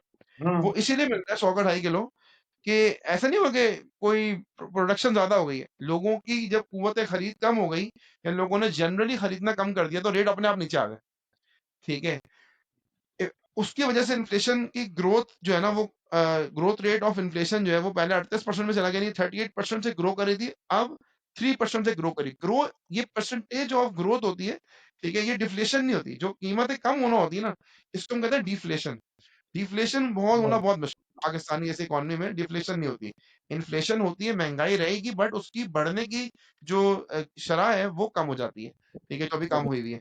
इसी तरह, इसी वजह से अब उन्होंने इंटरेस्ट रेट, जब आपकी इन्फ्लेशन गिरते-गिरते 2-3% पर आ गई, तो फिर वो इंटरेस्ट रेट को भी नीचे-नीचे आहिस्ता ले आए, ताकि अब वो उसको बैलेंस आउट करना होता है। उस टाइम पे क्या हुआ, कोविड की वजह से गवर्नमेंट मजबूर थी, और गवर्नमेंट ने जो है ना वो बिल्कुल इंटरेस्ट रेट लो कर दिया, ताकि ज़्यादा से ज़्यादा स्पेंडिंग हो सके, और उसकी वजह से हमें थोड़ा-सा ये भुगतना पड़ा। और ये खाली हमने नहीं भुगता, ओवरऑल दुनिया में ऐसे ही होता। आफ्टर कोविड हर जगह पे अनप्रेसिडेंटेड इन्फ्लेशन थी। हमारे एवरेज 7% थी, तो वो 21% हो गई इंटरेस्ट रेट। वहाँ पर जो है वो एवरेज यूएस में जो है वो एवरेज इन्फ्लेशन 1.5% होती थी, वहाँ पे इंटरेस्ट रेट जो है वो 5-6% पे चला गया। तो हर मुल्क में अगर आप यानी टाइम्स ग्रोथ देखेंगे ना, तो पाकिस्तान में फिर भी इतना इम्पैक्ट नहीं है जितना यूएस में और कनाडा में है, ठीक है ना? तो बात ये कि अगर हम होलिस्टिकली देखेंगे तो पाकिस्तान में कोई इतनी बुराई नहीं हुई। अल्हम्दुलिल्लाह चीज़ें अब स्टेबिलिटी की तरफ जा रही हैं। और जो आपने बात की ना कि 10 साल का प्लान 7 साल में हो जाए, तो हुकूमत कोशिश पूरी कर रही है। इन्होंने जो अपने जान-पहचान के आईपीपीज़ थे उनके कॉन्ट्रैक्ट खत्म किए, ठीक है? हम्म, पहले था, अच्छा, अब ये जो कैपेसिटी पेमेंट्स का मसला था, ये भी थोड़ा मैं एक्सप्लेन कर दूँ। होता क्या था, ये कैपेसिटी पेमेंट्स क्यों बनाए गए थे ना, ये पर्पसली बनाए गए थे। जब पाकिस्तान में एक ज़माना था, जब हम लोग छोटे थे, 2005-6 की बात है, जब यूनिवर्सिटी लाइफ था हमारा, अगर आपको याद हो, उस टाइम पर लोड शेडिंग बहुत ज़्यादा होती थी, ठीक है? ऐसे ही फिर हुआ ये था कि क्योंकि बिजली की शॉर्टेज थी, लोग उस वक़्त मुशर्रफ के दौर में इकोनॉमिक ग्रोथ बहुत ज़्यादा हो रही थी, ठीक है? पैसा बहुत आ रहा था, ठीक है? तो लोग स्पेंडिंग ज़्यादा कर रहे थे, एसी-वेसी लगा रहे थे, लेकिन बिजली हमारी प्रोडक्शन नहीं थी। तो इंश्योर करने के लिए ना कि अ, हाँ, बिजली बन के मिले, गवर्नमेंट ने ऐसे कॉन्ट्रैक्ट्स किए, जिसमें उन्होंने कहा कि भई आपने बिजली हर हाल में जो है ना, वो बनानी ही बनानी है उतनी जितनी हमें चाहिए। ठीक है? यानी अगर आप 500 मेगावाट का प्लांट लगा रहे हैं, तो you have to make sure कि आप 500 मेगावाट बनाएँ। अगर आप कम बनाएँगे तो आप पे पेनल्टी लगेगी। ठीक है? अ, और बदले में हम आपको 500 मेगावाट की पेमेंट करेंगे ही करेंगे, चाहे आप हमें मतलब कुछ भी हो जाए, हम बिल्कुल आपको पेमेंट करेंगे ही करेंगे। ये करेंगे करेंगे बोथ वेज़ कॉन्ट्रैक्ट था, ये वन वे कॉन्ट्रैक्ट नहीं था। उनको भी बिजली देना लाज़मी था, इनको भी वो देना लाज़मी। लेकिन हुआ क्या, over the period of years जब ये सोलर पैनल कॉमन होना शुरू हुए, इसकी वजह से क्या हुआ कि बिजली की खपत हो गई कम। जब बिजली की खपत हो गई कम, और यानी हर किसी ने सोलर लगाना शुरू कर दिया, तो ऑब्वियसली गवर्नमेंट को बिजली की ज़रूरत ही कम हो गई। लेकिन कॉन्ट्रैक्ट ऐसे बने हुए थे कि they had to pay them, चाहे वो बिजली पूरी खरीदें या आधी खरीदें, ठीक है? उस वक़्त तो उन्होंने फ़ायदा हुआ था, उस वक़्त लोड शेडिंग खत्म हो गई थी। आपको याद होगा, उस वक़्त 5 साल, मतलब 2007 से लेके 2012-13 तक लोड शेडिंग 0 हो गई थी, ठीक है? और हम्म उसकी वजह ये थी कि बिजली बहुत सरप्लस बन रही थी, नए-नए प्लांट्स लग गए थे, एंड इट वाज़ ओके। लेकिन जब 2015 के बाद एक सोलर बूम आया, पिछले यानी 2020 ऑनवर्ड्स तो बहुत ही ज़्यादा आ गया, तो उसकी वजह से क्या हुआ कि बिजली की खपत कम हो गई, लेकिन प्लांट तो लग गए थे, और प्लांटों से जो है वो 20-20 साल के कॉन्ट्रैक्ट हुए हुए थे, ठीक है? तो अब 20 साल के, किसी से 25 साल के, तो उनको जी पेमेंट्स देनी ही देनी थी, ठीक है ना? और वो चीज़ लोगों को, अब ज़ाहिर-सी बात है, इसीलिए जो आपने अभी बात की ना कि बजट में सोलर पैनल पे जो है वो टैक्सेस बढ़ाए गए हैं, इसीलिए कि दे वांट टू इसीलिए बढ़ाए गए। encourage the usage of scholars, so that वो जो पेमेंट देनी है ना, वो देनी तो है। अब जितने लोग बिल भरेंगे उन पे या तो डिवाइड होगा, ठीक है? जो जितने ज़्यादा लोग बिल भरेंगे उतना कम लोगों पे इम्पैक्ट आएगा। तो दे वांट टू यानी इसको ये वो कर रहे हैं कि कोशिश कर रहे हैं कि लोग सोलर ना लगाएँ। तो जितने लोग सोलर कम लगाएँगे, उतना जनरली लोगों को फ़ायदा होगा। तो दिस इज़ द पॉलिसी, इसके पीछे science. Very well explained Mubashir, बहुत मज़ा आया सुनने में। मैं ये जानना चाहूँगा, तुम अब बजट की तरफ अगर हम बात करें, तो तुम इसको कैसे देख रहे हो? कितना इम्पैक्ट मज़ीद अवाम पे बोझ पड़ेगा? या ये सेम पॉलिसीज़ ही है जो पिछले साल चल रही थी या उससे पिछले साल चल रही थी, जब से ये नून की गवर्नमेंट है? अच्छा, तो ये सेम कंटिन्यू रहेगा लास्ट ट्रेंड? 2 इयर्स में ना, जो इनकी जो हुकूमत आई है 2023 के बाद से, इसमें उन्होंने क्या किया था कि इन्होंने ना इसमें, कहते हैं ना, लोगों को निचोड़ा ना, मतलब स्ट्रेच किया, मतलब ठीक है ना? हर किसी की जो स्पेंडिंग पावर थी ना, उसको रिड्यूस किया। उसमें टैक्सेस भी लगाए, उसमें इंटरेस्ट रेट भी बढ़ाया, कुछ भी करके ना they tried to make sure कि लोग अगर ₹100 खर्च करते हैं ना, तो वो 100 के बजाय ₹50 खर्च करें, ठीक है ना? ठीक है ना? तो they tried to make sure कि वो ₹100 के बजाय ₹50 खर्च करें।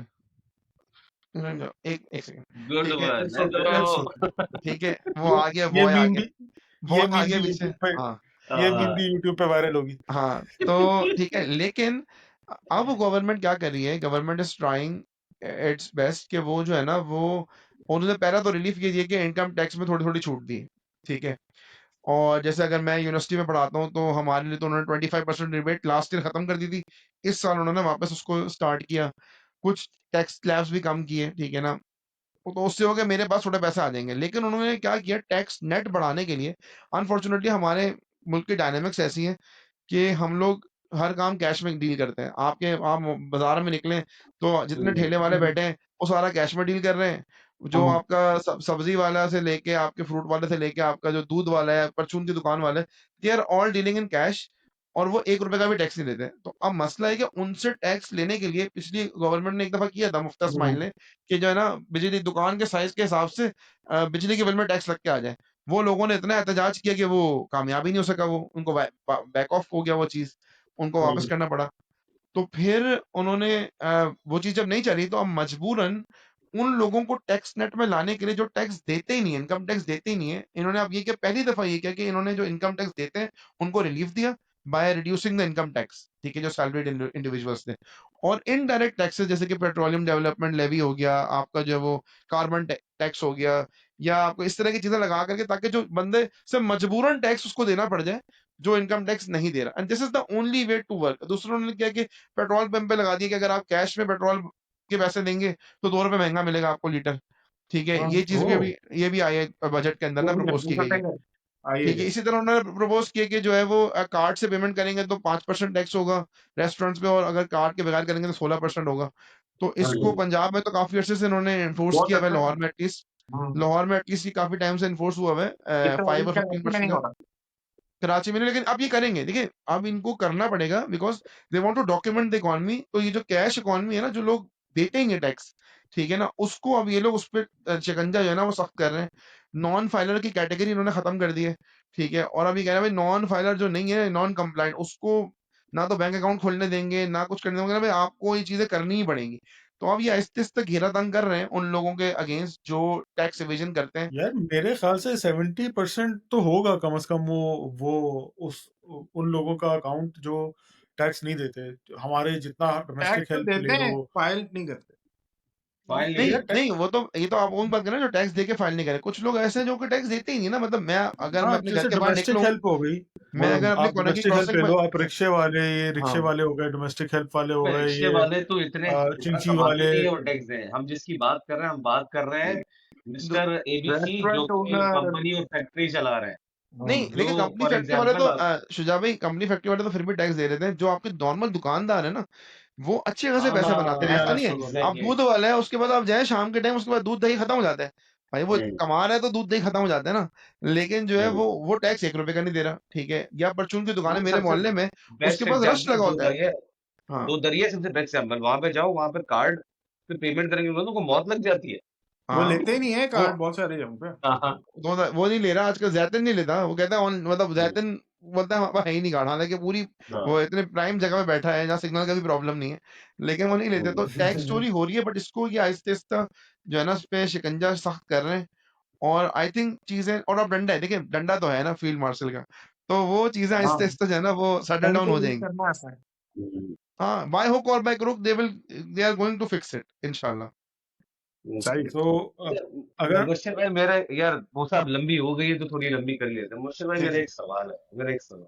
जी जी। ये अब जैसे सोहेब जैसे लोग हैं जिनकी माशाल्लाह 48,000 तनख्वाह बढ़ गई महाना, दिखाया उन्होंने यही है कि 48,000 तनख्वाह बढ़ गई आपकी, लेकिन साला कहीं और टैक्स ऐसा लगा दिए कि वो जो 7,000 बचेंगे भी ना महाना, वो भी कहीं और लग जाएंगे। यस, ये लॉलीपॉप क्या दिए। नहीं असल में देखिए, मैंने वो कहा ना, अगर वो ये भी नहीं देते तो हम क्या कर लेते हैं।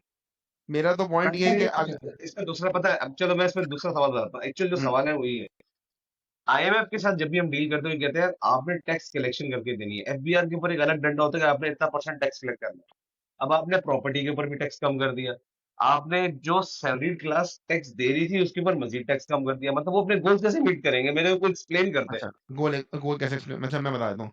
अब इन्होंने क्या किया ना, मैंने आपको बताया ना, इन्होंने गेम जो किया है ना वो बड़ा बड़ा सोच के किया है। लास्ट टाइम इन्होंने डायरेक्ट टैक्सेस बढ़ाए थे और लोगों को ठीक ठाक निचोड़ा, ठीक है। अब वो लोगों को देना रिलीफ, जिनसे डायरेक्ट टैक्स उठाया उनको देना रिलीफ, और जिन्होंने टैक्स नहीं दिया उनसे इनडायरेक्टली टैक्स निकालेंगे और आप देखेंगे ये पूरा कर लेंगे। ये डेफिनिटली पूरा कर लेंगे क्योंकि इन्होंने इस तरीके से चीजें वो की है प्लान। उन्हें पता होता है कि किस तरह चल रहा है सिस्टम। हाँ, they have planned it in a way कि इसको कर लेंगे। और आप देखें जो आईएमएफ का बात है ना, यानी आईएमएफ या ये जो भी मतलब बात कहते हैं ना, वो गलत नहीं कहते। हमें लगता है कि आईएमएफ हमारा दुश्मन है, लेकिन बात ये कि वो अगर हमें कर्जा दे रहे हैं ना, तो वो चाहता है कि हम उस कर्जे को भी लौटा सकें, ठीक है ना? उसको दे चाहिए वांट अपना कर रहा है ना। उसको अपना कर्जा वापस चाहिए। तो अपना कर्जा वापस लेने के लिए ना वो आपको पॉलिसी बताता है ऐसे कि आप ये इसको करो तो वो चीज़ हो जाएगी। अब पहले क्या होता था, गवर्नमेंट्स टफ डिसीजन ले नहीं पाती थी बिकॉज़ उनको अगले इलेक्शन की टेंशन होती थी। अब जो है ना वो उनको ये श्योरिटी दे दी गई है कि भाई मतलब अब तो हम गंदे हो गए और सबको पता है कि हुकूमत कौन लाता है। तो आपको हाँ, टेंशन लेने की ज़रूरत नहीं है कि हुकूमत किसकी आनी है, नहीं आनी है। You have to fix it. हुकूमत किसकी आनी नहीं आनी वो तो डिसाइडेड है, ठीक है ना? हम तो इसकी टेंशन लेना छोड़ दें आप। जब उसकी टेंशन लेना छोड़ दिया ना, तो अब वो टफ मेजर्स ले रहे हैं which needs to be taken, ठीक है ना? अब आप वो खेल नहीं सकते कि यार मैं कह दूँ कि यार इस दफ़ा मैं आपको सब्सिडी दे रहा हूँ, अगली दफ़ा पूरा कर दूँगा। वो आप पाकिस्तान उसका जो है ना वो नहीं है। हम उस तरीके से अब चल नहीं सकते पाकिस्तान को। इससे आप मेरा जो बात सवाल कहना चाह आपने रहे अच्छा हैं, मैं एक और बात कहना चाहूँगा थोड़ी-सी। आपने कहा ना कि खर्चा कैसे लोगों का पूरा होगा, तो देखिए मैं एक चीज़ समझाता हूँ। मैंने जब आज से 4 साल पहले जब इन्वेस्टिंग शुरू की ना, इन्वेस्टिंग जर्नी जब शुरू की, तो मुझे लगता था पैसे तो बचते नहीं हैं, तो मैं पैसे बचाऊँ कैसे ना? लाइक इन्वेस्ट तो बंदा तब करेगा जब सेव करेगा, सेविंग तो होती नहीं थी। फिर मैंने देखा कि मेरे से 5 गुना ज़्यादा कमाने वाले लोग भी कहते हैं यार गुज़ारा नहीं होता, और मेरे से 2 गुना कम कमाने वाले भी कहते हैं गुज़ारा नहीं होता। ठीक है? तो जब गुज़ारा किसी भी बंदे का नहीं हो रहा ना, तो मुझे पता लगा it's not about how much you make, it's about how much you spend. And आप कितना स्पेंड करते हैं ना, इसका पूरा इख्तियार आपके पास है, ठीक है? मतलब मिसाल के तौर पे अगर मुझे कपड़े खरीदने हैं, तो आई कैन गो जो है ना मार्केट या लाहौर में करीम ब्लॉक, और मैं जाकर के जो है ना वो 5,000 में जो है ना वो 3 जीन्स खरीद के ले आऊँगा, जो मेरी 2 साल चल जाएँगी। लेकिन वही ऐसे लोग भी हैं जो कहेंगे नहीं यार हमने तो जाके लिवाइस से 8,000 रुपए की जीन्स खरीदनी है, ठीक है? यस। एक तो अगर मेरी जेब इजाज़त नहीं दे रही, तो मैं जाके करीम ब्लॉक से ले लूँगा जाकर के, या ज़ैना मार्केट से ले लूँगा। लेकिन ये मैं बहाना नहीं कर सकता कि मेरे पास पैसे नहीं है। पैसे हैं, ठीक है ना? आपके पास केक जो है ना वो ₹1,500 का भी मिलता है, 2,500 का भी मिलता है, और 8,000 का भी मिलता है, और 15,000 का भी मिलता है, कराची शहर में ही, ठीक है? आपके ऊपर है ना कि आपने कितना वाला स्टेक खाना है, जितनी जेब हो उतना जाके खा लें, ठीक है? अब बंदा बोले नहीं जेब में मेरे पैसे 1,500 हैं, शौक मेरे जो है ना वो 8,000 वाले स्टेक के हैं, तो मैं चाहे 10 लाख रुपए कमाऊँ। इसमें बड़ा मशहूर वो है, वो कहता है वॉरेन बफेट कि if you make $1,000,000 a month and you spend $1,000,000 a month, then you were born poor and you will die poor, ठीक है Yeah. ना? आप जितना कमाते हैं अगर उतना खर्च कर देते हैं, तो आप पैदा भी गरीब होते मरेंगे भी गरीब ही, ठीक है ना? तो इफ यू वांट टू यानी ग्रो योर वेल्थ ना, तो इसमें ये रोना गाना करना कि यार हुकूमत इन्फ्लेशन बहुत है, इन्फ्लेशन तो पूरी दुनिया में बहुत है, ठीक है ना? व्हाट मैटर्स है कि आपकी जितनी इनकम है, एक तो आप अपनी इनकम को बढ़ाने की कोशिश करें, अपनी स्किल्स को एनहांस करें, ठीक है ना? जो काम भी करते हैं उस try to be the best at what you do, ठीक है ना? पहली स्टेप तो ये है। एंड देन सेकंड स्टेप पे वाह try to be stay within your chadar. चादर में मैं कहता हूँ, कहते हैं ना चादर से कम ज़्यादा पाँव ना फैलाएँ, मैं कहता हूँ चादर से काफ़ी कम पाँव फैलाएँ, ठीक है ना? जगह फिर भी रहनी चाहिए, तो वही आपका क्वेश्चन बनता है कि ठीक है ना, कि अगर हवा चल जाए ना, तो भी आपका पाँव चादर के अंदर ही रहता है, ठीक है? यस, बिल्कुल। बेहतरीन बेहतरीन। तो मुझे जो समराइज करते हुए जो चीज नजर आ रही है ना, वो ये चीज नजर आ रही है कि ये अभी देखो, क्योंकि अक्सर तबका और जो तनकीद करने वाले लोग हैं ना, वो ये जरूर कहते हैं कि वो जब भी हर बजट में बचपन से सुन रहा हूँ कि ओ फॉर एग्जांपल डिफेंस बजट पे 50% से ज्यादा तो हम डिफेंस बजट पे खर्च कर रहे हैं। अभी तुमने जो बात बताई कि हमारा डेफिसिट पूरा करने के लिए आधा बजट तो उसमें निकल जाएगा कर्जे उतारने में वगैरह वगैरह। तो और देखो तालीम पे सिर्फ इन्होंने 3% रखा है या 5% से सेहत के लिए सिर्फ 7% रखा है वगैरह वगैरह। तो अवाम की हुकूमत की तो तवज्जो इस तरफ है ही नहीं। अब तुम्हारी जो तुमने पूरी एक्सप्लेनेशन बड़ी जबरदस्त दी है हमें पिछले 45 मिनट में, उससे मुझे ये चीज समझ में आई है कि गवर्नमेंट का और एस्टैब्लिशमेंट का प्लान अभी ये है कि जो जिस दलदल में हम फंस गए कर्जों के और उन सब चीजों में, उससे निकालने पे फोकस है सिर्फ अभी। जी।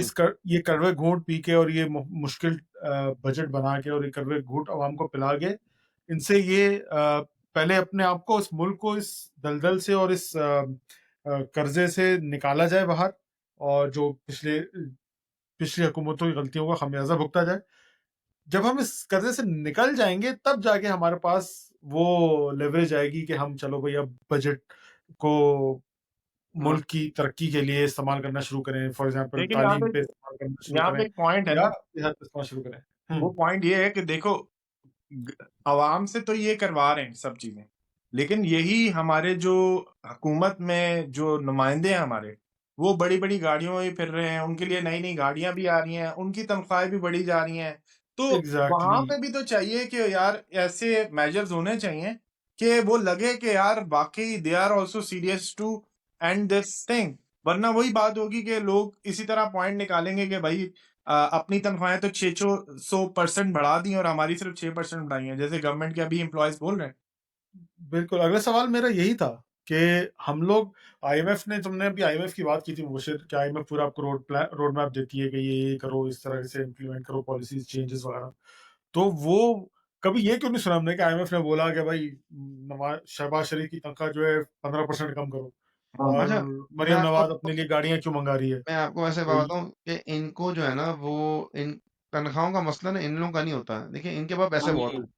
इनके पास इनको हाँ, ये ऑफ अपने लिए पैसे कोर्स। कहाँ बढ़ाते हैं इनके। आप अगर देखेंगे ना कि प्राइम मिनिस्टर या इस वक्त वजीर आला की क्या सैलरी है ना, आपको हंसी आएगी। मतलब यार उतना तो नवाज शरीफ ने बोला तो था वो एक दिन कि में वो पैसे खर्च सऊदीया से करते हैं। अकामे पे रहता था, उसको इसलिए बाहर निकाला कि वो तनख्वाह नहीं लेता, उसको जरूरत ही नहीं थी। मैं भी तो कह रहा हूँ कि देखिए, ये लोग जद्दी पुश्ती अमीर हैं। अच्छा, मैं अगर नवाज फैमिली की बात करूँ ना, तो वो जद्दी पुश्ती अमीर है। नवाज शरीफ के अब्बा भी जो थे ना, वो भी बिजनेसमैन थे, ठीक है।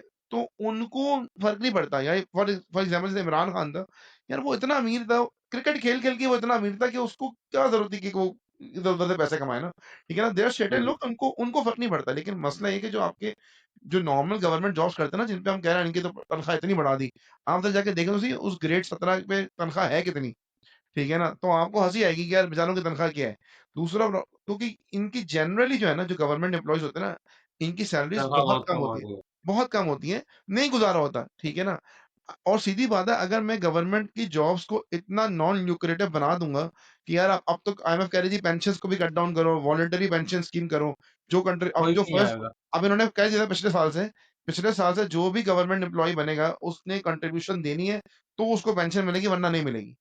तो पहले स्टेप पे तो उन्होंने ये कर्व किया ना कि जो नए एम्प्लॉयज जितने भी गवर्नमेंट जॉब करेंगे, उनकी पेंशन जो है मैंडेटरी नहीं है, वो वॉलंटरी होगी, ठीक है ना। They have to contribute to the pension fund, then they will get the pension. और अब इस स्टेप पे उसके बाद भी आप मुझे बताना, कौन गवर्नमेंट जॉब के लिए जाएगा अगर किसी को पता है कि यार पेंशन भी नहीं मिलेगी और तनख्वाह भी कम होगी, तो कोई काम ही नहीं करेगा। तो आपकी ब्यूरोक्रेसी, आपकी गवर्नमेंट के इदारों को चलाने के लिए उसको इतना तो कुशन देना पड़ेगा कि लोग अप्लाई तो करें जॉब के लिए, ठीक है ना, वरना तो कोई काम ही नहीं करेगा। यहाँ पे तो उनकी तो सिर्फ 6% बढ़ाई है ना, मैं तो उनकी बात कर रहा हूँ कि जैसे एग्जैक्टली पॉइंट ये है कि हुकूमत अपना खर्चा क्यों नहीं कम कर रही, क्यों अपना अपनी मरियम अपनी नवाज कर शरीफ दिया उन्होंने वो वो मैंने जो शहबाज शरीफ के घर का खर्चा जो बजट में रखा गया है कि शहबाज शरीफ का घर चलाने के अबे लिए यार 70 उसे करोड़ चलो पता यार, नहीं ये 72 एक करोड़ पर फजूल मंथ। डिबेट है। मैं एक सिंपल सवाल पूछता हूँ, ये फजूल डिबेट है। यार अभी हमें पता है, हम बोलेंगे यार thank you Nawaz Sharif, thank you Shahbaz Sharif, आपने इतना मुश्किल स्टेप लिया, करवे घूट पिलाने पे आवाम को लगा दिया। मेरा एक सवाल है, यहाँ पे अगर किसी और की हुकूमत होती, हम बोलते हैं चलो इमरान खान आज भी पावर में होता, तो क्या आपको लगता है कि यही स्टेप्स लिए जाते तब भी, या यस ये मतलब लाइक ऑप्शन मैं था। समझना चाह रहा हूँ, मैंने ये आपको जो शायद रीसेट है स्टार्ट ये ऑफ ऐसे द नहीं होता?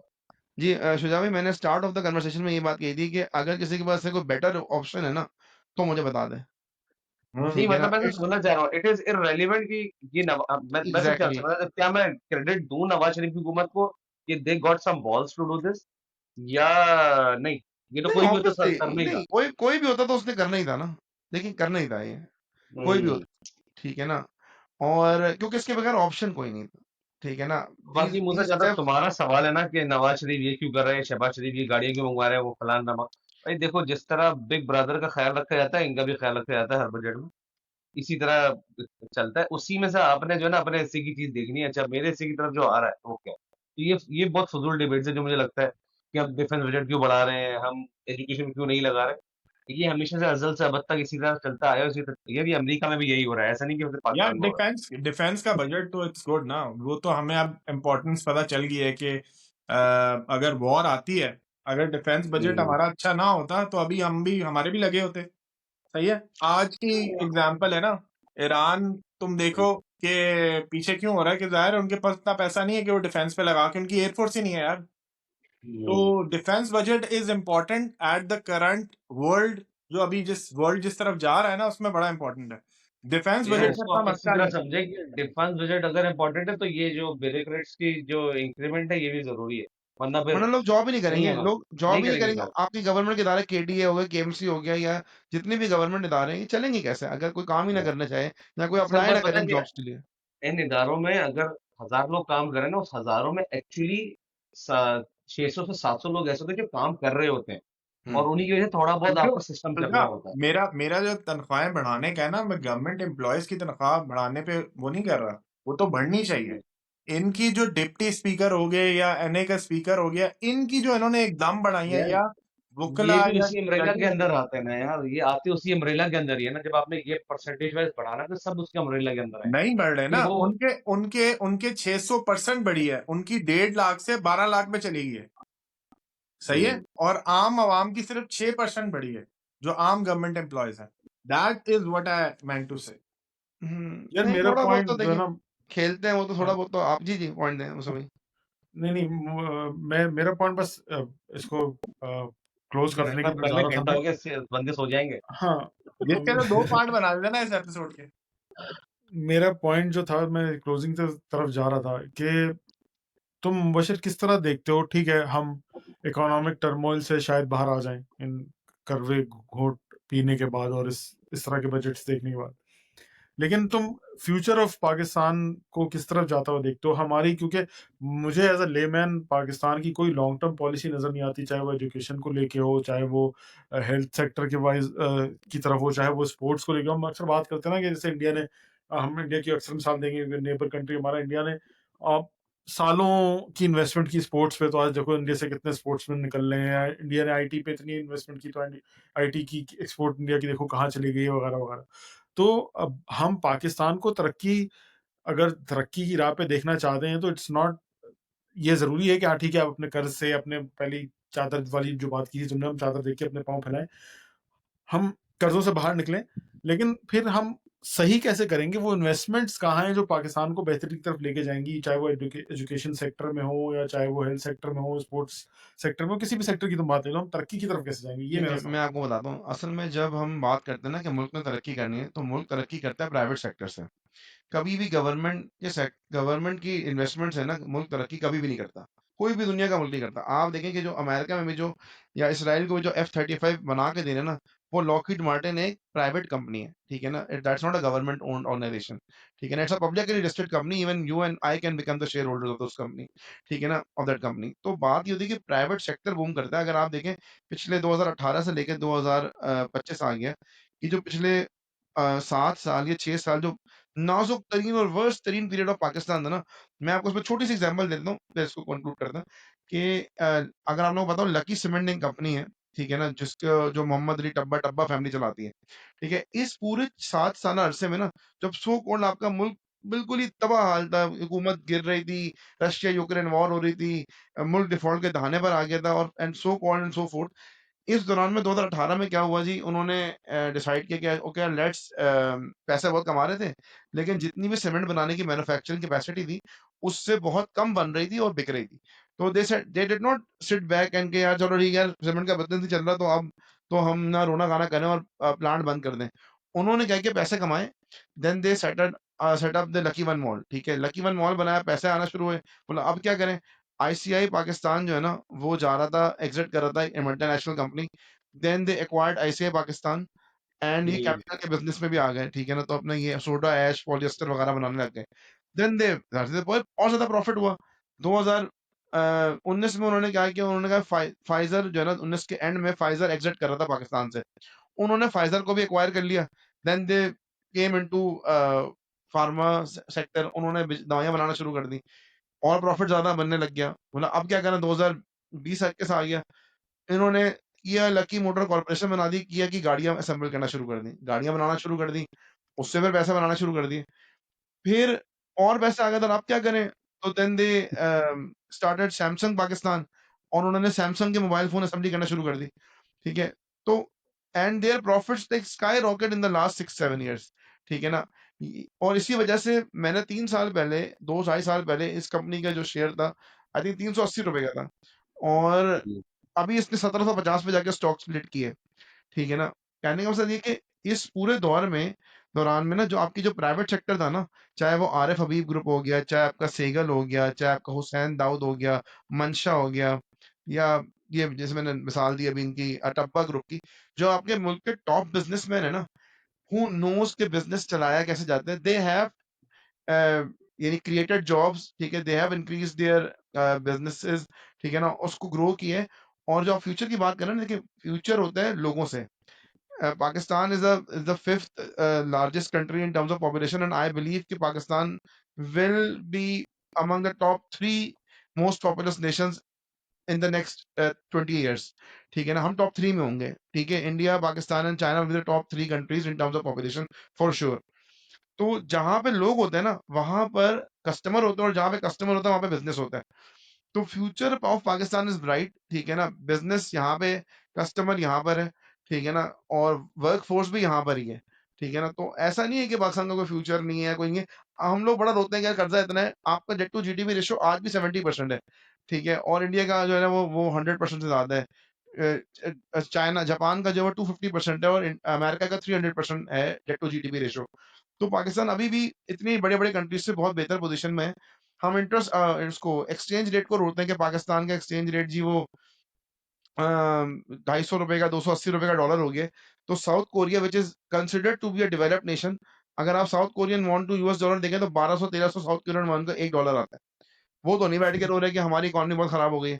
तो बात ये कि एक्सचेंज रेट और चीजें हम लोगों को मैक्रो इकोनॉमिक्स समझ नहीं आती इन जनरल, तो हमें और नेगेटिव न्यूज देख देख के हमें लगता है कि हर चीज नेगेटिव हो रही है, जबकि इतना नेगेटिव है नहीं। और इंशाल्लाह आप देखेंगे कि इन द फ्यूचर जो है ना, चीजें बेहतरी ही की तरफ जाएंगी, और हम पॉजिटिव सोचेंगे तो पॉजिटिव इंशाल्लाह होता भी है और हो भी रहा है। थैंक यू डॉक्टर मुबशिर, इंशाल्लाह। Thank you for joining us. Thank you so much for बहुत अच्छे इनवाइटिंग मी, इनसाइट्स दिए बहुत तुमने, मजा आया बहुत मुझे। अच्छे इनसाइट, हाँ बहुत अच्छे इनसाइट्स दिए तुमने, हमने Same here, बहुत same एंजॉय किया, here. लिटरली बहुत कुछ लर्न किया है, बहुत कुछ लर्न भी किया है। इस पॉजिटिव नोट पे जो तुमने अभी शेयर किया, उस पे हम इसको एपिसोड को आज कंक्लूड करेंगे। अब मुझे पता है अभी भी जो नाकदीन है, एक तो ये आदत जो है ना, हमारे मुल्क में ये आदत खत्म करने की बहुत जरूरत है कि हर वक्त नाशुक्री, हर बात पे नाशुक्री।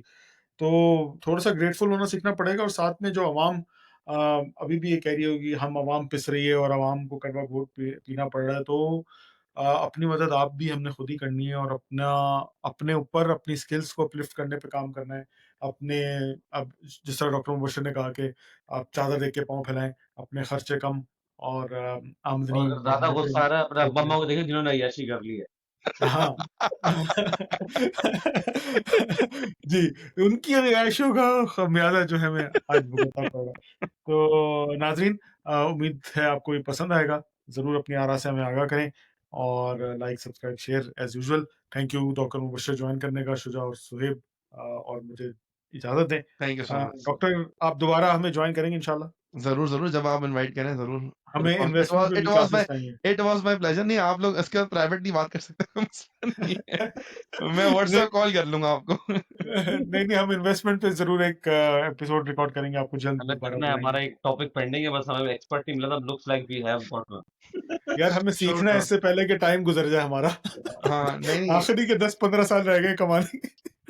नहीं नहीं, इतने भी बड़े नहीं हुए हैं यार, मुसवी क्या हो गया। हो गए भाई, हो गए, आई सही कह होप, रहा है, मुझसा हो गए। I hope. चलिए नाज़रीन, चलें ठीक अपना है, ख्याल ख्याल रखिए। रखिएगा। Thank you so thank much. You, Allah Hafiz. Okay. अल्लाह हाफ़िज़।